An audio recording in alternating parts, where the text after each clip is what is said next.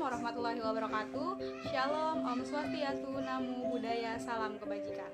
Perkenalkan, nama saya Dede Triana, NIM 811419009. Mata kuliah Hukum Otonomi Daerah, dosen pengampu Bapak Dandi Muhtada, Rombel Rabu pukul 15.00. Pada kesempatan kali ini, saya akan membahas mengenai permasalahan terkait hukum otonomi daerah. Namun, sebelum saya membahas mengenai permasalahan terkait hukum otonomi daerah, saya akan membahas terlebih dahulu mengenai otonomi daerah. Otonomi daerah diatur dalam Undang-Undang Nomor 23 Tahun 2014, yang mana otonomi daerah merupakan hak, wewenang, dan kewajiban daerah otonomi untuk dapat mengatur dan mengurus sendiri urusan pemerintah dan masyarakat setempat dalam sistem Negara Kesatuan Republik Indonesia.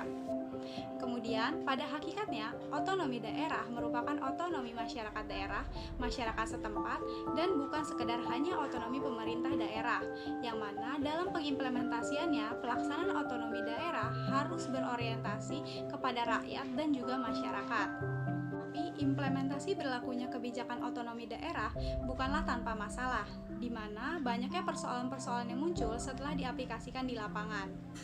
Banyaknya permasalahan yang muncul menandakan bahwa kebijakan otonomi daerah ini menemui berbagai kendala yang harus cepat untuk dievaluasi dan disempurnakan, agar tujuan yang ingin dituju dari kebijakan otonomi daerah ini sendiri bisa tercapai.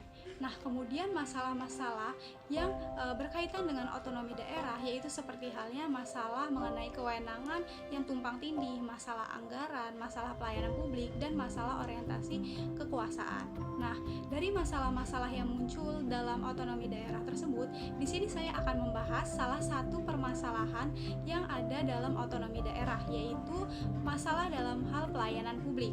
Publik merupakan segala bentuk jasa pelayanan, baik dalam bentuk barang maupun jasa publik, yang pada prinsipnya merupakan tanggung jawab pemerintah pusat maupun pemerintah daerah dalam rangka upaya pemenuhan kebutuhan masyarakat dan dalam rangka pelaksanaan ketentuan peraturan perundang-undangan.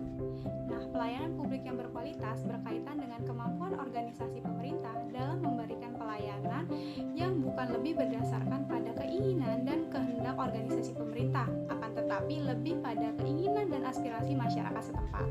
Akan tetapi pada kenyataannya, kebijakan otonomi daerah dalam halnya pelayanan publik masihlah sangat rendah, di mana hingga saat ini pelayanan publik masih diwarnai oleh pelayanan yang sulit diakses, adanya prosedur yang berbelit-belit, adanya biaya yang tidak jelas, serta terjadinya praktek pemungutan liar ataupun pungli. Nah, hal tersebut ini dapat terjadi di dalam bidang pendidikan, kesehatan, fasilitas sosial, transportasi, dan pelayanan di bidang jasa lainnya yang dikelola oleh pemerintah daerah.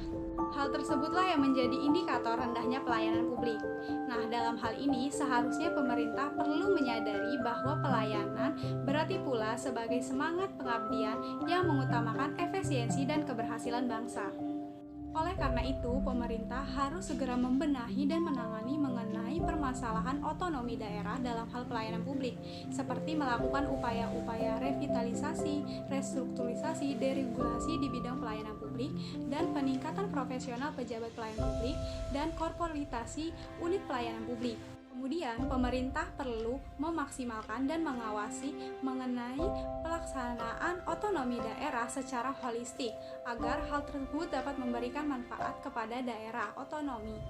Nah, jadi, jika permasalahan tersebut dapat teratasi terutama di dalam hal pelayanan publik, maka otonomi tersebut akan berjalan dengan lancar, sesuai dengan apa yang diharapkan. Demikian yang dapat saya sampaikan. Lebih dan kurangnya saya mohon maaf. Saya akhiri. Wassalamualaikum warahmatullahi wabarakatuh.